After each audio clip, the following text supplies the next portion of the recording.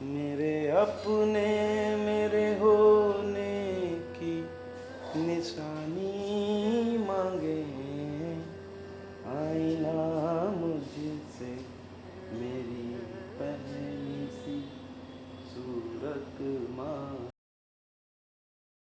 ससुराल में कैसी? ससुराल बढ़िया? ससुराल तो अच्छी बताती है भाई, मम्मी बहुत अच्छी है। अच्छा, तो सब लोग साथ ही में रहते हैं परिवार में? मैं और मम्मी और हस्बैंड एक साथ। अभी तो मम्मी है ना, छोटा देवर की शादी हुई है तो अभी साल भर तक उनके साथ रहेंगे। तो वो मम्मी बोल रही है अगले महीने मेरे पास आ जाएंगे। मैं रूम शिफ्ट कर रही हूँ वहीं पे बहुत लाख। तो पूरी फैमिली, मैं और मम्मी और आलोक, हम दोनों एक साथ रहेंगे। मतलब आलोक नाम है उनका भी है? ये बढ़िया है। सही तो बोल रहे। आलू रख दिए, आलू रख दिए। अभी आलू वालू बोलती है तो हम कहते हैं हमारा भी नाम बचपन में आलू रख रहे थे, लेकिन चलने नहीं दिया हमने। सबसे अच्छा तरीका है बुरा मत मानो। सही है। उनके खुद ही आलू, हम भी खुद को आलू कहने लग जाए तो चला नहीं। नहीं ऐसे हुआ, मैंने बोला मेरे सरकारी नाम है तो मैं आपको आलू बोल सकता है, ठीक है बोल। सही है, थोड़ी और मेहनत कर लो। आलू भी बहुत लगता है। अब आपको बेकरी का पूरा वो आता है बढ़िया, किसी का केक डिजाइन करती है। मतलब लाइफ की स्किल तो बहुत ज़रूरी है। लैंग्वेज हो गया, छोटी छोटी स्किल हो गई, है ना। लेकिन तुम अभी भी चाहो तो आप डांस, तुम्हारे आप पति से तुम्हारे बात करते हैं, शायद वो समझ पाएँ कि अभी भी तुम्हें डांस और इस समय कुछ ध्यान देना चाहिए। वैसे भी डांस करने वाले लोग मेरे परिचित की हैं, अभी एक मैडम है, मतलब उनसे मैं मिला था। तुम देखते हैं मतलब अब एक तो एक आई थी नोएडा कैफ़े में, जो डांसर होता है ना वो 80 साल की उम्र में भी, हाँ 80 साल की उम्र में वो आपको वो आई थी। तो कैफ़े आई शाम को, अंत में उन्होंने डांस भी करके दिखाया, सिखाया। तो ये होती है, मतलब कुछ आर्ट होती है जीवन भर चलती है। कोई वो 80 साल की सोचा हम कब क्या करें डांस करके। अरे कुदरत ने तुम्हें दिया है डांस, हमको तो नहीं आता डांस करना। और तुमको हम कितने पीछे पड़े रहे डांस सिखाने के लिए। अपने बच्चे को सिखा पाओ, को अपनी कोई ना कोई स्किल पकड़ लेनी चाहिए, हमें तो ऐसा लगता है। जैसे आपने बेकरी सीखा है, दूसरे राउंड में मौका मिलेगा तो और कुछ बेहतर। नहीं, मैंने भैया को बोला था उनसे, अभी ट्रेनिंग में सिखाई जा रही है। तो आपकी वो वाली ट्रेनिंग पता नहीं, आपने पूछा अभी भाई से कब से शुरू होगी? सिलाई वाली? 1 तारीख से सिलाई वाली? सिलाई अभी पता नहीं है, नहीं पता। नहीं मैंने भैया को बोला था उस दिन, कोई सी भी ट्रेनिंग हो तो बताइएगा। उसके बाद करिए। तो कराना है, वो भी अच्छी चीज़ है। मतलब मैंने कहा जो कुछ सीखने को मिले सीखते चलो, वो कहीं ना कहीं काम आने वाला है। हमसे कोई आगे बहुत सारी चीज़ें सिखाते, साबुन बनाना। मेरी भी यही आदत है, जो चीज़ सीखने को मिलेगी सीख लो। अच्छा मतलब तो ये तो नहीं रहा, सिखाई जाए इंसान। और अब हम सीख रहे खाना हैं खाया जाए, तो बहुत भूख लगी है, हाथ धो के आ रहे हैं। हैं। अच्छी बनी तो अच्छी।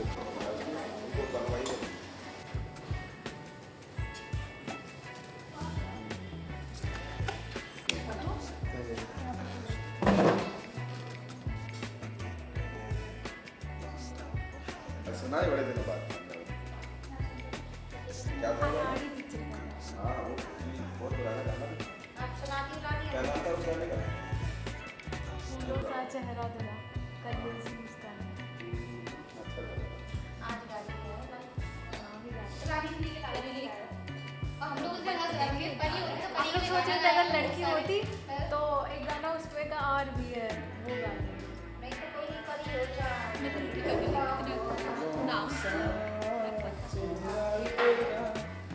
क्या है गाना पूरा? फूलों सा चेहरा तेरा, हाँ?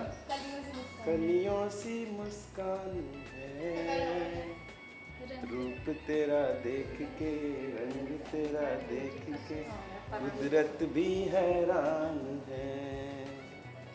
क्या पता होगा ठीक से? हाँ? भैया मोबाइल पे निकलेगा पूरा गाना, अच्छा लगेगा। रंग तेरा देख के कुदरत भी हैरान है। आगे आगे भी कुछ है क्या? लाइन याद है आपको? देख ले मोबाइल पे। नहीं ऐसे तो मैं फिर बहुत दिन तक उसको गाता रहा। नहीं गाना अच्छा है, देखिए सही जगह यूज़ किया उसको ना। वो अचानक से जी सर ने बोला, मैंने कहा फिर क्या गाऊं, फिर मैंने सर्च किया तो मुझे लगा।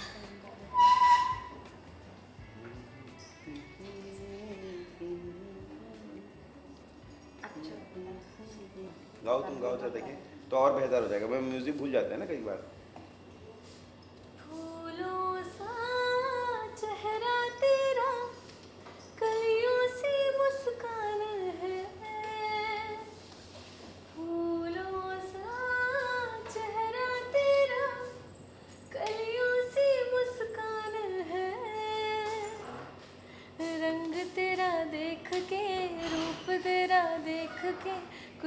कुदरत भी हैरान है। आप वैसे ही गा रहे थे सर, जैसे गा रहे थे। मुझे नहीं आता वहाँ पूरा। ऐसे एक गाना है वो, तुम ऐसे गाना सीख भी सकती हो, आता होगा शायद वो, आईना मुझसे मेरी पहली सी सूरत। गजल है ये? लेकिन अच्छी है, तुम गा सकती हो। मतलब ये गाने नहीं होते जो अपने कॉज से इसमें जुड़ते नहीं है बस अपने। मेरे अपने मेरे होने की निशानी मांगे, आईना मुझसे मेरी पहली सी सूरत मांगे। मैं भूल गया, मुझे अच्छा लगता था, गा भी पाता था गाना, पर अच्छा गाना आपकी कॉज से जुड़ता है। सर्च करके हाँ देखिएगा, बहुत अच्छी अच्छी इसकी लाइनें भी हैं। मतलब मैं ऐसे सुनाता हूँ, मुझे भी अच्छा ऐसे कभी अच्छे मूड में गाना गाना अच्छा लगता है। भले हम कम अच्छा गवाते हैं, लेकिन हम लोग ऐसे आपस में गाते हैं।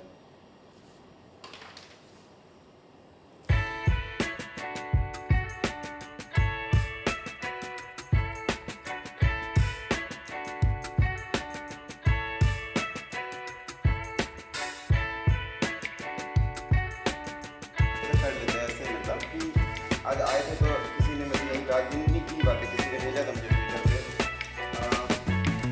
एक नेशनल फैमिली हेल्थ सर्वे होता है। मतलब आपने देखा होगा घरों घरों आके सर्वे करती सरकार, हर 10 साल में एक जनसंख्या वाला सर्वे होता है, जिसमें पूरा रिपोर्ट होता है, वो हर 10 साल में होता है। ऐसे ही नेशनल जो फैमिली हेल्थ सर्वे होता है ना, उसमें भी मतलब हर 3 साल पर एक सर्वे कराया जाता है, और जिसमें मतलब कि बहुत सारे इश्यूज़ उसमें है, जिसकी वो सर्वे इसलिए भी सरकार कराती है ताकि जो रियल समस्याएं हैं ना, तो जैसे अब पता चलेगा कितने लोग को क्या समस्या है, तभी तो उस पर कोई योजना लाएगी। तो योजनाएं बनाने के लिए बहुत ज़रूरी होते हैं ऐसे सर्वे। तो इस साल जो अभी सर्वे शुरू होने वाला है जुलाई से, उस सर्वे में डिसेबिलिटी के जो लोग हैं, जो विकलांगता जिनके है या जो विकलांगता से जुड़ी हुई समस्या है, बहुत तरह की विकलांगता है ना, अपनी एसिड अटैक की जो प्रॉब्लम है उसको भी विकलांगता में डाल दिया गया है ना। जैसे अजीत भाई की आपने समस्या देखी, उनका स्पाइनल कॉर्ड की इंजरी है, किसी का पोलियो हो जाता है ना, मेरा बेटा भी है बड़ा। हाँ, जैसे मेंटल है डिसेबिलिटी। तो अगर उसके बारे में सवाल नहीं पूछेंगे, तो आप ही का उदाहरण दे रहे हैं कि अब आपके बेटे की जानकारी अगर सरकार तक पहुँचेगी ही नहीं कि भाई इतने लोग विकलांग हैं, इतने लोग मेंटली विकलांग हैं, इतने लोग की ये समस्या है, तो फिर जो योजनाएं हैं उनमें वो फिर ना कोई बजट पास होगा ना उनके लिए कोई मतलब हेल्प मिलेगी। तो चूँकि इस साल जो सर्वे होने वाला है उसमें ऐसा एक्टिविस्ट लोग बता रहे हैं, ऐसा कुछ ऑर्गेनाइजेशंस ने मतलब प्रेस रिलीज भेजी है कि अभी इस साल सरकार वो डिसेबिलिटी से जुड़े हुए सवाल हटा रही है। क्यों हटाते हैं सरकार लोग इस तरह की चीज़ें क्यों करते हैं? क्योंकि उससे क्या होता है कि वो डेटा ही नहीं आता सामने। जब डेटा ही नहीं सामने आता तो सरकार पे सवाल नहीं उठ पाते हैं, है ना। कहने की वजह जब हमको पता होता है कि भाई 1 लाख लोग हैं इस मुश्किल में जो जूझ रहे हैं, तो आप उनकी प्रॉब्लम उठा सकते हो। जब डेटा ही नहीं होगा तो सरकार कह सकती है ये प्रॉब्लम ही नहीं है ना। तो इसीलिए हम लोगों ने सोचा कि इससे पहले कि ये सब हो जाए, फिर हम 3-4 साल 5 साल, क्योंकि एक बार सर्वे हो गया तो अब 3-4 साल बाद ही होगा, चाहे सर पटक लीजिए अपना, है ना। आपके लिए अलग से सर्वे नहीं कराएगी सरकार। तो इसीलिए ये ना हो, इस पर पब्लिक को जोड़ने के लिए हम लोग एक सोच रहे हैं कि एक ऑनलाइन कुछ कैंपेन जैसा किया जाए, और सबसे बेसिक चीज़ वही है कि अपने संदेश को भेजा जाए, है ना। तो उसके लिए हम सोच रहे थे कि हम लोग हैंडआउट्स बनाए, कुछ है ना, कुछ पोस्टर्स बनाए, सब लोग डालें, और जैसे इस इशू को समझ के आप लोग की भी अच्छी फैन फॉलोइंग है ना, तो आप लोग भी बात कहिए अपनी, रखिए, कैफ़े पर अपने लगाया जाए, डिस्प्ले किया जाए। क्योंकि डिसेबिलिटी के राइट्स के लिए बोलने वाले बहुत कम लोग हैं, मैं आपको बता रहा हूँ, जबकि इनकी संख्या बहुत ज़्यादा है। मतलब आप ये मानिए कि कम से कम 15% लोग डिसेबल्ड होते हैं पूरे समाज में। कैसे होते हैं? ज़्यादातर तो वृद्ध हो जाते हैं, उनकी भी वही समस्या है डिसेबिलिटी में, उनकी भी डिसेबिलिटी है, वृद्धावस्था भी एक डिसेबिलिटी ही है ना। जैसे उदाहरण दे रहे हैं कि बहुत वृद्ध होने पे, अब मेरी मम्मी की समस्या बता रही है, मम्मी कहीं जाने से बचती हैं क्योंकि वो बाथरूम नहीं इस्तेमाल कर सकती देसी वाला, क्योंकि उतने मोटे तगड़े हो जाते हैं, बैठ ही नहीं पाएंगे। तो अगर ये समस्याएँ सिर्फ मेरी मम्मी की तो नहीं है ना, ये समस्याएं शायद हम सब की, मतलब मैं भी शायद, हम लोग बूढ़े हो जाएंगे तो सेम समस्याएं आएंगी। ये हर परिवार की समस्या है ना। जैसे आपने देखा होगा कि जैसे मैं व्हील चेयर से अजीत भाई के साथ जाता हूँ कहीं भी, तो ज़्यादातर जगह देखता हूँ उनकी व्हील चेयर चढ़ ही नहीं पाती है ना, क्योंकि उसके लिए कोई कानून नियम नहीं बनाए गए। जैसे अब अवेयर हो रहे हैं, तो जैसे नई बिल्डिंगें बन रही हैं वहाँ पे उस तरह से व्यवस्था बनाई जा रही है। तो ऐसी तमाम चीज़ें हैं। अब जैसे ये तो अब आप लोगों को, बल्कि इसमें हमको एक काम और भी करना था कि बैठ के ये भी समझना है कि और कौन सी समस्याएं हैं जिनको लेके सरकार को हमें लिखना चाहिए। पॉलिसी लेवल है, पॉलिसी आप समझते हो ना, एक होता है कि भाई कानून के तौर पे क्या चाहिए। जैसे उदाहरण दे रहे हैं, एक मुझे बड़ी बात लगती है जो मैं कोशिश भी कर रहा हूँ, वो ये कि मतलब शायद जो ऐसा कभी भी ना हो कि मान लिया आप कहीं जा रहे हैं और आपका किसी ने मजाक उड़ा दिया, है ना, किसी ने आपके चेहरे पे कमेंट कर दिया, इस पे जो है कानूनन जुर्म होना चाहिए ये, है ना, इस पे कानून की तरफ से कोई एक्शन लेने का रास्ता हो। जैसे कोई भी एसिड अटैक सर्वाइवर है या बर्न सर्वाइवर है, किसी अगर मान लिया उसको कोई नौकरी देने से मना कर रहा है सिर्फ इस बेसिस पे कि आपका चेहरा खराब है या आपकी ये दिक्कत है, तो उसको लेकर के भी कानून होना चाहिए, वरना तो आप कैसे बात करोगे। आप पे कानून नहीं है तो सबको अधिकार है, वो कुछ भी कह सकता है।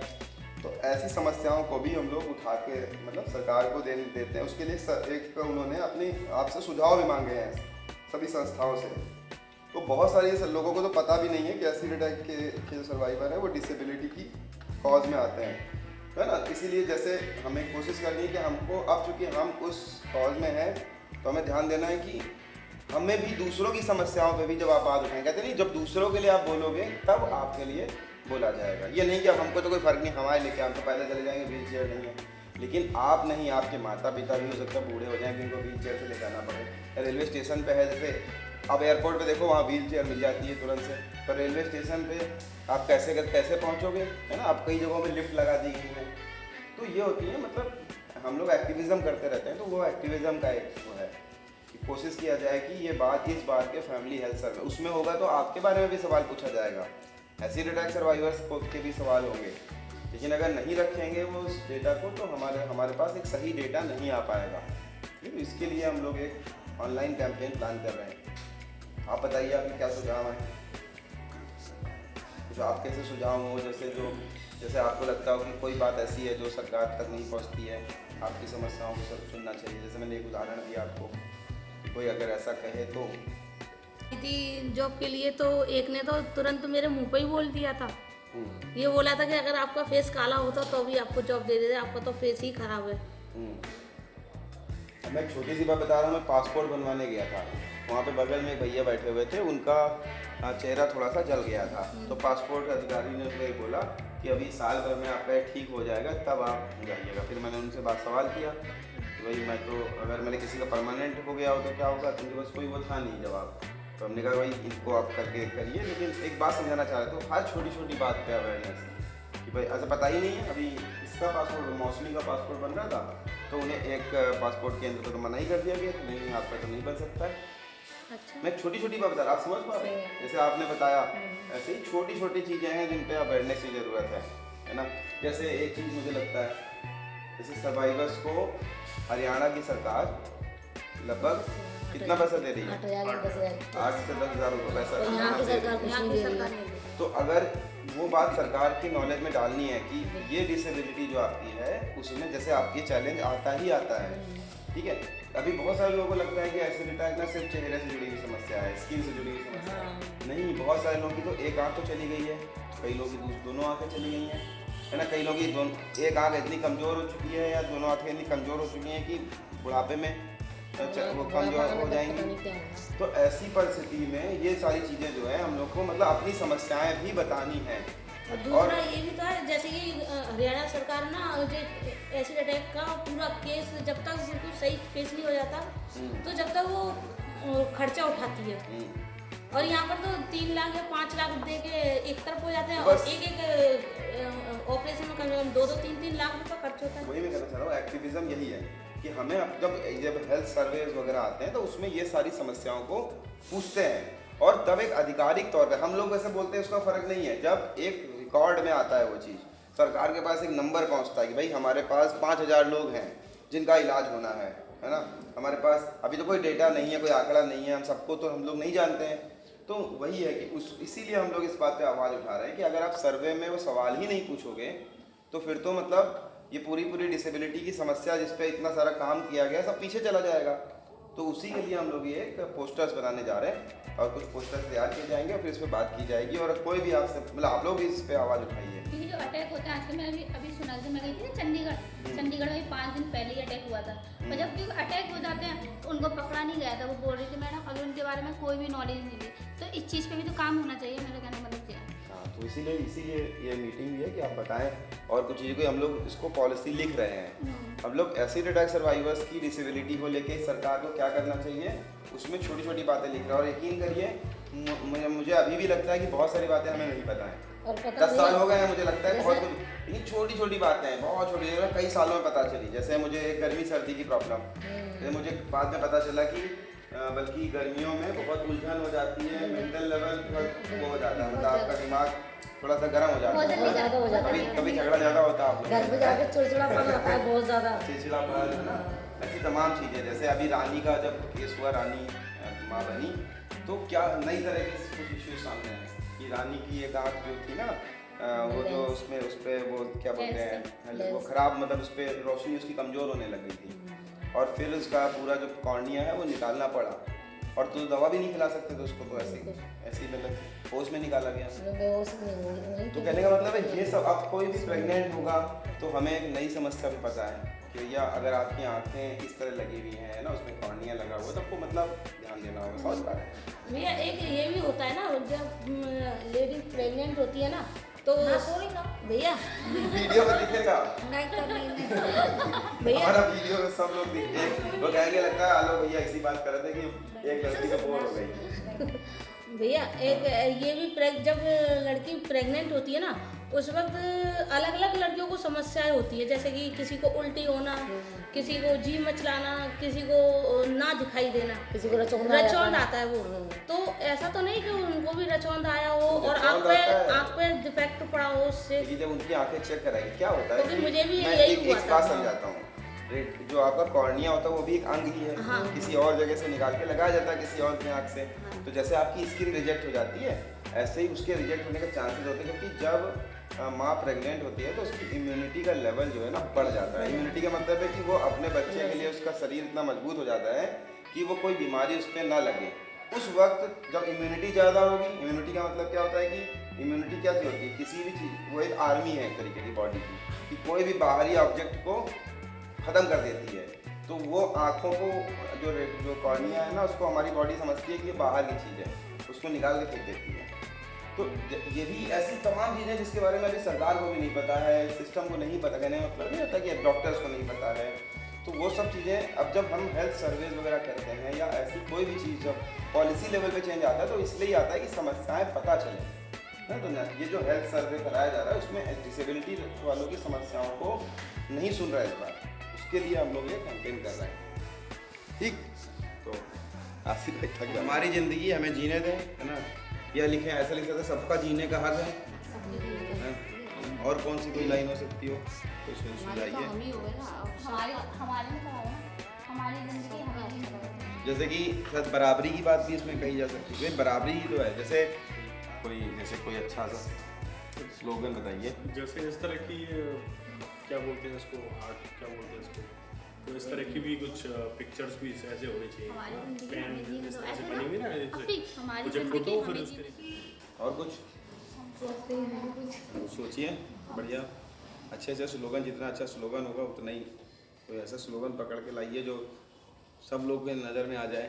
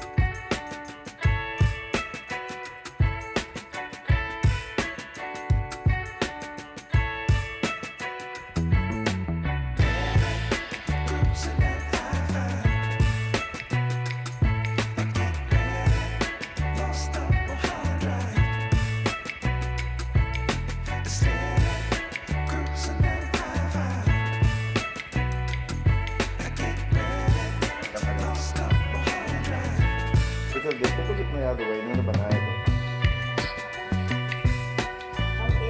है मुझे भी जीने दो, मैं भी इस दुनिया का हिस्सा हूँ, इस दुनिया में रहने दो। इसको याद हुआ है क्या? बोलिए बोलिए बोलिए। मुझे भी जीना है, मुझे भी जीने दो, मैं भी इस दुनिया का हिस्सा हूँ, इस दुनिया में रहने दो। और ये वाला, हम एक हैं, एक ही है एक ही तो हैं, हमें समान अधिकार दे दो ना। हम कितने दर्दों से लड़ते हैं, उन दर्दों को थोड़ा कम कर दो ना। राष्ट्रीय परिवार स्वास्थ्य सर्वेक्षण, इसमें हम लोग ये चाह रहे हैं कि इसमें इस बार भी डिसेबिलिटी वाले सवाल पूछे जाएं, न कि उनको हटाया जाए। क्योंकि जब पिछला वाला सर्वे आया था तो उसमें लगभग 5% लोग जो है निकल के आया कि डिसेबिलिटी के बात पे हम लोग ज़्यादा फोकस भी दे रहे हैं कि भाई इस बार जो ये हो रहा है सर्वेक्षण, तो आपने हर बार और बेहतर होने की उम्मीद थी। पिछली बार भी बहुत सारी कमियां रह गई थी, तो उसको हम लोग सोच रहे थे कि बेहतर होगा, इस बार तो और ही ज़्यादा खराब हो गया। तो ये मिल गया ब्रेक फॉर डिसेबिलिटी राइट्स, देखिए डिसेबिलिटी राइट्स के लिए हमको वह एडवोकेसी करनी चाहिए, ठीक है ना। राष्ट्रीय परिवार स्वास्थ्य सर्वेक्षण में सभी तरह की दिव्यांगता को शामिल किया जाए। क्यों रखना कह रहे हैं? क्योंकि एसिड अटैक को तो इसमें शामिल कर दिया गया है, लेकिन इस बारे में सरकार ने कोई भी अवेयरनेस क्रिएट नहीं की है। आप बहुत सारे लोगों से पूछ लेंगे, अधिकारियों तक को जानकारी नहीं है कि ये डिसेबिलिटी राइट्स में हम आपको भी राइट्स मिले हुए हैं। और बहुत सारी चीज़ें हैं जिनको अभी शामिल भी नहीं किया गया कि अगर आपकी डिसेबिलिटी किस स्तर की है, क्या समस्याएं हैं। जैसे अब बात हो रही थी कि हरियाणा गवर्नमेंट एक तरफ 10,000 रुपये महीने दे रही है, दूसरी तरफ दूसरी सरकारें हैं वो इस बात पे कोई ध्यान नहीं दे रही है। कहीं 500 रुपये का भी बचता है। जो लोग ब्लाइंड हो गए उनके लिए क्या होगा, है ना। इलाज का जो आप बता रहे हैं इतना खर्चा होता है, उसके लिए क्या होगा। या कोई अगर आपकी डिसेबिलिटी पे कोई हंस रहा है, मजाक उड़ा रहा है, या आपको इसकी वजह से रिजेक्ट कर रहा है, तो मेरे ख्याल से उसको लेकर के भी हम लोग को कुछ बातें रखनी है। तो ये सब इस तरह के अभियान से हमें उम्मीद है कि शायद हम लोग को भी इस राइट्स के लिए मतलब बुलाया जाएगा, हमारी बात भी सुनी जाएगी। बहुत बढ़िया। गीता जी ने क्या बनाया, राष्ट्रीय परिवार स्वास्थ्य सर्वेक्षण 6, तो ये 6वां सर्वेक्षण था, ठीक है ना। लेकिन इसमें इन्होंने इस बार डिसेबिलिटी की चीज़ों को हटा दिया है। Thank you. कुछ इनका स्लोगन भी करवा सकते थे क्या? एक स्लोगन कोई सब कंबाइंड बोले मिलकर। वो बन नहीं पाया ना, सिंगल